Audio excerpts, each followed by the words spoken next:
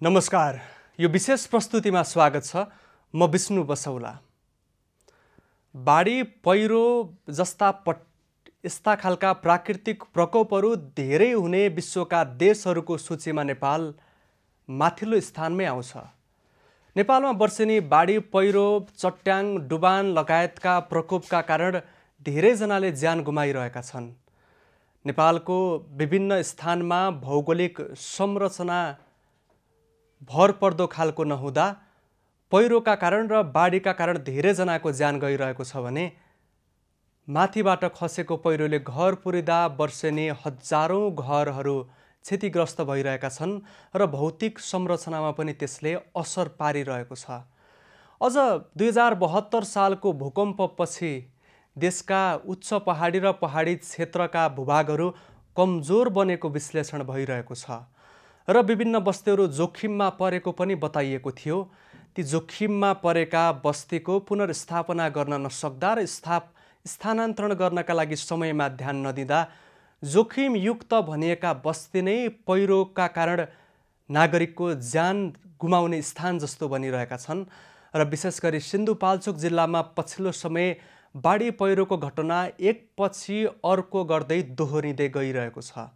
केही समयको अन्तरालमा मात्रै सिन्धुपाल्चोक जिल्लामा गएको बाढी र पहिरोका कारण 37 जना व्यक्तिहरू मध्ये 2 जनाको अवस्थाको विषयमा जानकारी छैन भने अन्य व्यक्तिहरूको ज्यान गएको खबर छ र शव प्राप्त भइरहेको छ। आजै मात्र पनि सिन्धुपाल्चोकमा गएको पहिरोमा परि 21 वटा घर बगाएको छ। त्यसैगरी 3 जनाको मृत्यु भएको छ भने 20 भन्दा बढी नागरिकहरू बेपत्ता भइरहेका छन्। क्षतिको विस्तृत विवरण आउन बाँकी रहेको छ र अझ धेरै घरहरू क्षतिग्रस्त भएको हुन सक्ने, बेपत्ताको संख्या बढ्न सक्ने अनुमान गरिएको छ र सोही प्रकारको जानकारीहरू प्राप्त भएको छ। सिन्धुपाल्चोकको 12 विषय नगरपालिका 7 घुमथाङका विभिन्न 3 स्थानमा आइतबार बिहान पहिरो खस्दा 3 जनाको मृत्यु भएको छ, 3 जनाको शव फेला परेको छ। पहिरोमा पुरिएर ज्यान गुमाउनेमा 63 वर्षीय भक्तिमाया श्रेष्ठ, 24 वर्षीय जुनु विक, 40 वर्षीय सर्किनी प्रधानको शव भेटिएको त्यहाँबाट स्थानीय प्रशासनले जानकारी गराएको छ। त्यसैगरी 5 जना व्यक्ति घाइते भएको पछिल्लो जानकारी प्राप्त भएको छ। पहिरोमा परेर केही व्यक्तिहरू बेपत्ता भएको जानकारी आइरहेको छ। बेपत्ताको संख्या अझै बढ्न सक्ने अनुमान गरिएको छ। बिहान 3 बजेतिर स्थानीय नाङभुचे, भिरखर्क र डाँडा गाउँमा बस्तीमाथिबाट पहिरो खस्दा यस प्रकारको क्षति भएको हो र पहिरो गएको स्थानमा अहिले प्रहरी, नेपाली सेना, त्यसैगरी स्थानीयले उद्धार र खोजी कार्य जारी राखेको जानकारी आएको छ। त्यस्तै जुगल गाउँपालिका 5 चनौटेमा पहिरोले 8 वटा घर बगाएको जानकारी आएको छ। पहिरोले 8 वटा घर पुर्दा 3 जना नागरिक घाइते भएको खबर प्राप्त भएको छ। माथिबाट पहिरो आएको थाहा पाएपछि स्थानीयहरू भागेर ज्यान जोगाउन सफल भएको र सो ठाउँमा मानवीय क्षति नभएको जानकारी प्राप्त भएको छ। पहिरोका कारण 50 भन्दा बढी घर क्षतिग्रस्त भएको हुन सक्ने बताइएको छ। केही बस्तीहरू प्रभावित भएको बताइएको छ र सदरमुकामबाट माथिल्लो स्थानमा रहेका बस्तीमा बढी प्रभाव परेको बताइएको छ। केही समय अगाडि भोटेकोशी नदीमा आएको बाढी र सँगसँगै आएको पहिरोले गर्दा धेरै ठुलो धनजनको क्षति भएको थियो र त्यहाँनिर अवरुद्ध भएको सडक पनि बिस्तारै सञ्चालनमा आउन थालिरहेको अवस्थामा एकपछि अर्को गर्दै बाढी र पहिरोका कारण सिन्धुपाल्चोक जिल्ला प्रभावित बनेको छ र केही समय अगाडि त्यहाँका जनप्रतिनिधिहरू विभिन्न उच्च पदमा रहेका व्यक्तिहरू पुगेर अवलोकन गरेका थिए। नेपाल सरकारको विपद जोखिम न्यूनीकरण व्यवस्थापन प्राधिकरणले पनि त्यस ठाउँमा पुगेर अवलोकन गरिसकेको अवस्था छ र जोखिमयुक्त बस्तीहरू स्थानान्तरण गर्नका लागि आवश्यक भएको बताइएको थियो। तर स्थानान्तरणको काम समयमा हुन नसक्दा जोखिमयुक्त बस्तीमा नागरिकहरू बस्न बाध्य भइरहेका छन् र कुन बेला के हुन्छ भन्न सक्ने अवस्था नहुँदा पनि नागरिकहरू त्रासको बीचमा दिन रात कटाउन बाध्य भइरहेका छन्। दिनमा चैन छैन, रातमा निन्द्रा छैन। पहाडी क्षेत्रका बाढी पहिरोको जोखिमयुक्त क्षेत्रका नागरिकको दैनिकी यसै गरी गुज्रिरहेको छ। यो वर्ष अन्य वर्षको तुलनामा धेरै ठाउँमा बाढी पहिरोका घटना भएका छन्।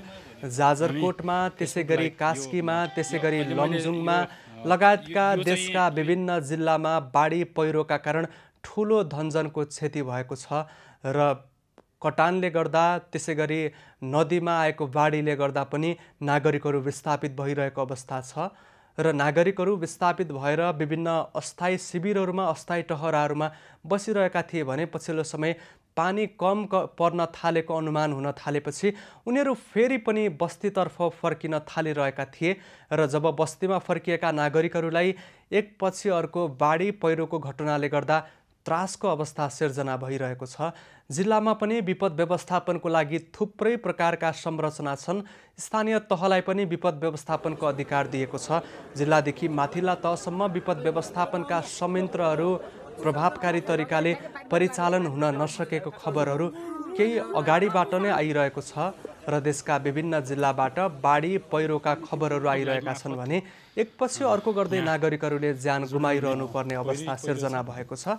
सर्वसाधारण नागरिकको अकालमा ज्यान गइरहेको अवस्था छ। हामीले यसै सन्दर्भमा विभिन्न सम्बन्धित व्यक्तिहरूसँग संवादको लागि प्रयास गरिरहेका छौँ। अहिले हामीसँग जलवायु विज्ञ डाक्टर नमिन्द्र दाहाल सम्पर्कमा रहनु भएको छ। यहाँलाई स्वागत छ। मेरो आवाज सुन्दै हुनुहुन्छ? हजुर विष्णुजी, संवादलाई अगाडि बढाउँ। यस वर्ष अघिल्ला वर्षका तुलनामा धेरै बाढी पहिरोका घटना भए। देशका विभिन्न जिल्लामा बाढी पहिरोले गर्दा धेरै नागरिकको ज्यान गयो। त्यसमाथि सिन्धुपाल्चोक जिल्ला सबैभन्दा बढी प्रभावित भयो। सिन्धुपाल्चोक जिल्लामा एकपछि अर्को गर्दै बाढी पहिरोका घटना दोहोरिँदै जानुको पछाडिको कारण के देख्नुहुन्छ? अब यसलाई दुईटा तरिकाले हामीले बुझ्नुपर्छ। एउटा चाहिँ अब हाम्रो बर्खामा बाढी पहिरो देशव्यापी रूपमा भइरहेछ। सिन्धुपाल्चोकमा चाहिँ दोहोरिएर भइरहेछ। अब सिन्धुपाल्चोकमा विशेष गरी यो 2072 सालको भूकम्पपछि त्यहाँका अध्ययनले प्रश्न पारेका छन् कि त्यहाँका थुप्रै पहाडहरू जर्जर अवस्थामा पुगेका छन्। धेरै ठाउँमा चिरा परेका छन्। अब पछि टालिए होलान्, तर पानी भरिने क्रमहरू जारी छ। त्यो एउटा छुट्टै भयो। त्यो सिन्धुपाल्चोककै केसमा बढी लागु हुन्छ। तर यो सिन्धुपाल्चोक जस्तै दोलखा र गोर्खामा पनि हुनुपर्ने हो। त्यो अब त्यति देखिया छैन। त्यसैले सिन्धुपाल्चोकको केसमा हामीले अलिकति 2-3टा अरू पक्षहरू पनि विचार गरेर त्यहाँको बस्तीहरूलाई मूल्याङ्कन गर्नुपर्ने चाहिँ देखिया छ प्रश्न साथ। एउटा चाहिँ के भने अब हामीले पानी बर्खामा पानी परेपछि भल पहिरो आउँछ भन्ने चाहिँ हो। तर यसपालि किन बढी सिन्धुपाल्चोकमा त्यत्रो क्षति भइरहेछ अनपेक्षित रूपमा भन्ने कुरालाई चाहिँ मैले दुईटा कुराबाट प्रश्न पर्छ भन्ने मान्यता राख्छु। एउटा चाहिँ यो प्राकृतिक अवस्था हुन्छ नि, जस्तो भूगर्भ, भौगोलिक अवस्था जुन चाहिँ पहिल्यै त्यहाँ व्यवस्थित हुन्छन्, अनि मान्छेको बसोबासको अवस्था, सामाजिक अवस्था, यी चिजहरू पहिले त्यहाँ बनिरहेका हुन्छन्। तिनीहरूले कुन ठाउँ कति जोखिम छ भनेर छुट्याउँछन्। त्यो यो परिस्थितिले चाहिँ जोखिम हुन्छ। कुनै ठाउँमा बढी भिरालो हुन्छ, कुनै ठाउँमा पहाडहरू कमजोर भएर बसेका हुन्छन्। यी कुराहरू चाहिँ पहिले अवस्था रहिरहेका हुन्छन्। अब जुन मनसुनी पानीले चाहिँ के गर्छ भने ती भइरहेका जोखिमहरूलाई चाहिँ विपदमा परिणत गरिदिन्छ। प्रकोपहरू विपदमा परिणत गरिदिन्छ। त्यसैले अहिले चाहिँ जुन वर्षाले गर्दा विपदमा बदलिया हो, तर त्यो जोखिम पहिलेदेखि बढिरहेको छ सिन्धुपाल्चोकमा। यहाँ अहिले अनपेक्षित रूपमा यहाँको शब्दमा एकपछि अर्को गर्दै बाढी पहिरोका घटना दोहोरिँदै जानुको पछाडि भौगोलिक कारण मात्रै रहन सक्छ कि अन्य कारणहरू जस्तो पानी पर्ने अवस्था, एकै ठाउँमा धेरै पानी पर्ने लगायतका अन्तर्राष्ट्रिय स्तरमा देखिएका प्रकोप निम्त्याउन सक्ने घटनाहरू या कति हाबी भएको, कति यसले चाहिँ प्रभाव पारेको अनुमान गर्न सकिन्छ? ठिकै भन्नुभयो तपाईँले। म त्यही लाइनमा हो मेरो भनाइ पनि। किनभने अघिल्ला त्यहाँको अब प्रकोप जहाँ भने जङ्गलमा गएको पहिरोले नोक्सान हुँदैन नि त, गाउँ बस्तीलाई समस्या हुँदैन भने जस्तै अब यो जोखिम जुन गाउँ बस्तीको बढेको छ, जोखिम चाहिँ अहिले आर्थिक सामाजिक पाटो र अनि भौगोलिक र भूगर्भको अवस्थाले गर्दा पहिले एउटा खालका कुनै ठाउँ बढी जोखिममा छन्, कुनै कम छन्।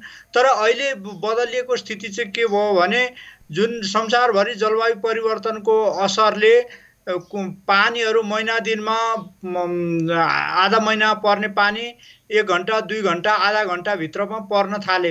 एकदम तेजिलो वर्षा हुन्छ।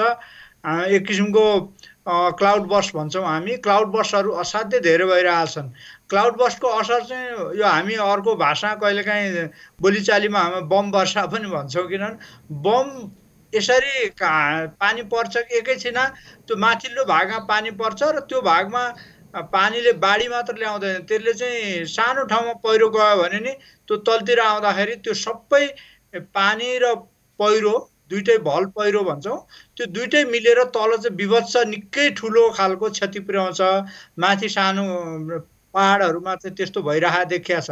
त्यसैले यस्ता खालका क्लाउड बर्स्टले मास्तिर चाहिँ पहिरोहरू जाने र त्यसो तल बसेका बस्तीहरू चाहिँ जोखिममा परिरहेका हुनाले आउँदो दिनहरूमा त्यस्ता बस्तीहरू को जोखिमहरू बुझेर सजिलैसँग आङ्कलन गर्न पनि सकिन्छ। स्थानीय जस्तो नेपाल आजकै सिन्धुपाल्चोकै घटनामा पनि घुमथाङमा त्यहाँ माथिपट्टि खेत भएको त्यो निकै भौगोलिक रूपमा नै मजबुत भएको अनुमान गरिएको ठाउँ जनप्रतिनिधिको भनाइमा त्यहीँ पहिरो गएको बताइयो।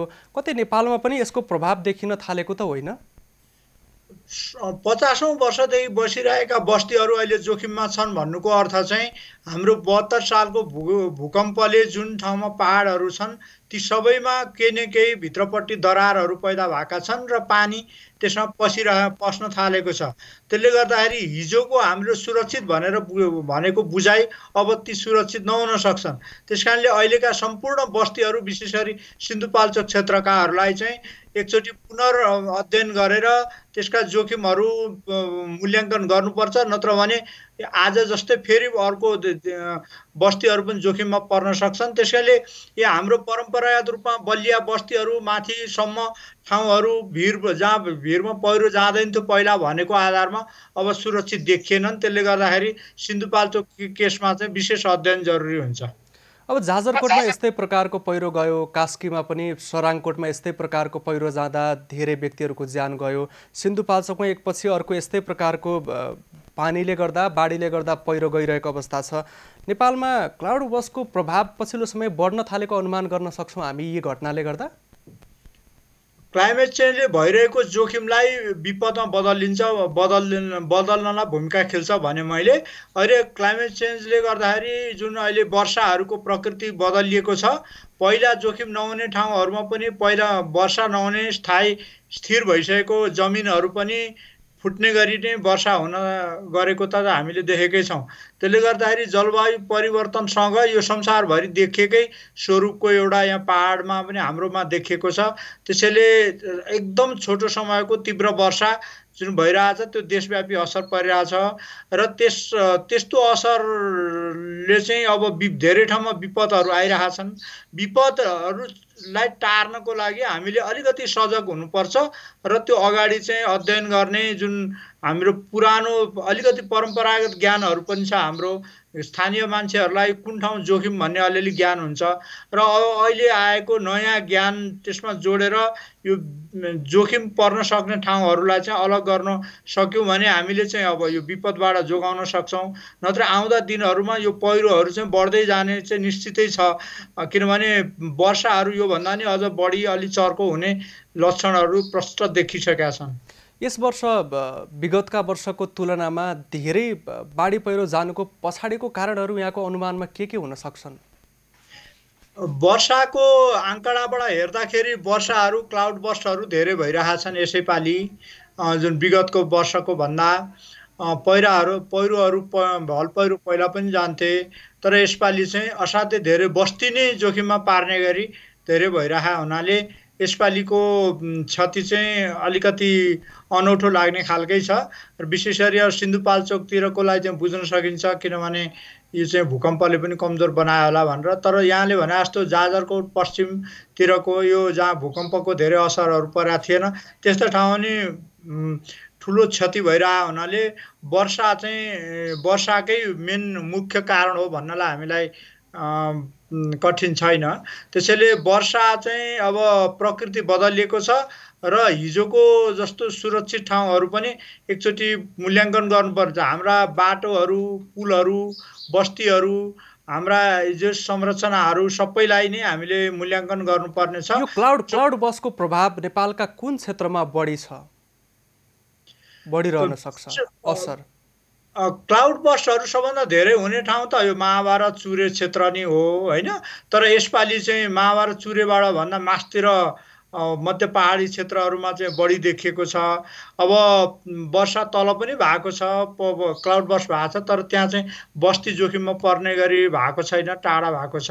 त्यसैले अहिले चाहिँ यो तहको क्लाउड बस्ट पहाडमा पहिला पनि हुन्थ्यो, तर यो चाहिँ एकदमै कम हुन्थ्यो। एकदमै भनौँ न 5-10 वर्ष 20 वर्षमा एकचोटि दुईचोटि एक ठाउँमा दुई ठाउँमा हुन्थ्यो भने अब चाहिँ अहिले एकै वर्षमा धेरै ठाउँमा यो भएको हुनाले अब यसले चाहिँ निरन्तरता पाउने सम्भावना पनि उत्तिकै छ। किनभने अब जलवायु परिवर्तनको एउटा असर त यही नै हो भनेर हामीले अध्ययनहरूबाट प्रष्ट भइसकेका छ। हाम्रा क्लाइमेट चेन्जका प्रोजेक्सनहरूले पनि यो वर्षाहरूको तीव्रता अझ बढ्छ भनेकै छन्। त्यसले गर्दाखेरि यसबाट अब अहिले मध्य पहाडतिर सर्यो, अझ यो मास्तिर उच्च पहाड हिमालतिर पनि यो सर्ने सम्भावना पनि हुनसक्छ।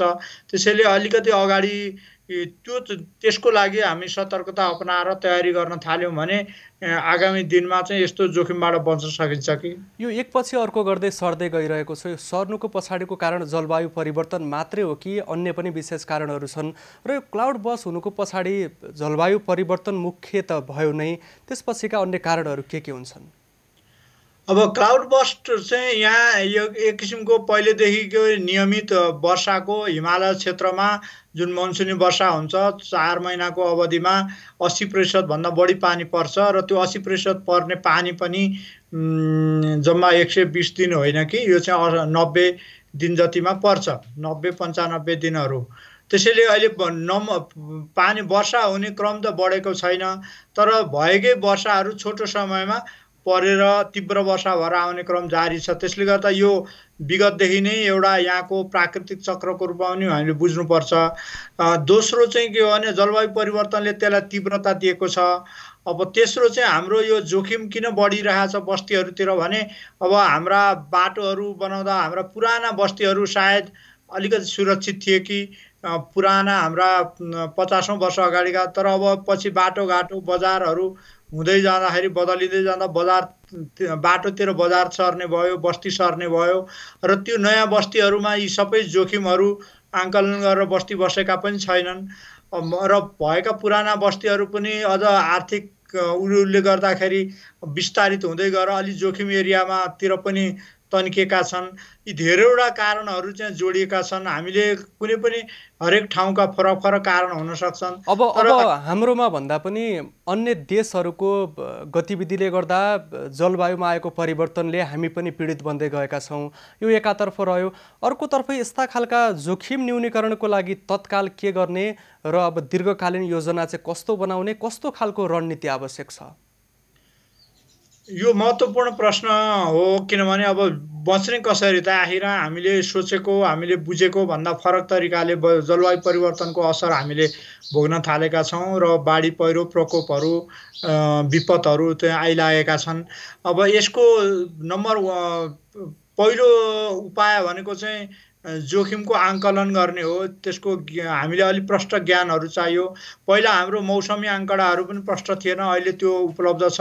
पहिला हामीलाई देशका कुन ठाउँ कति भिराला छन्, कति कस्तो छन् भन्ने ज्ञान थिएन। अहिले त्यस्ता तथ्याङ्कहरू भौगोलिक र भौगर्भिक दुईटै हिसाबले त्यस्ता तथ्याङ्कहरू नक्साहरू उपलब्ध छन् र ती जलवायु यो हावापानीको अथवा मौसमको आङ्कडा, वर्षाको आङ्कडा, भूगोलको आङ्कडा, भूगर्भको आङ्कडा र अनि बस्तीहरूको सामाजिक आर्थिक अवस्थाको बस्तीहरूको आङ्कडा हेरेर हामीले कुन ठाउँ कति जोखिममा छ भनेर अहिले पनि छुट्याउन धेरै कठिन छैन। अहिले फेरि प्रशस्त तालिम लिएका शिक्षित जनशक्तिहरू उपलब्ध छन्।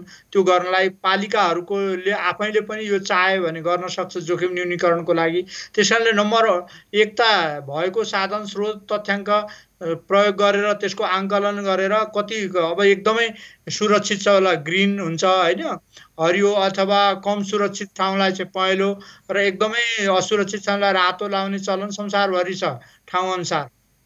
त्यो तहको वर्गीकरण चाहिँ हामीले स्थानीय निकायले आफैले पनि र राष्ट्रिय स्तरमा पनि हुनसक्छ। राष्ट्रिय स्तरको वर्गीकरणले स्थानीय तहमा धेरै प्रभाव पुर्याउँदैन।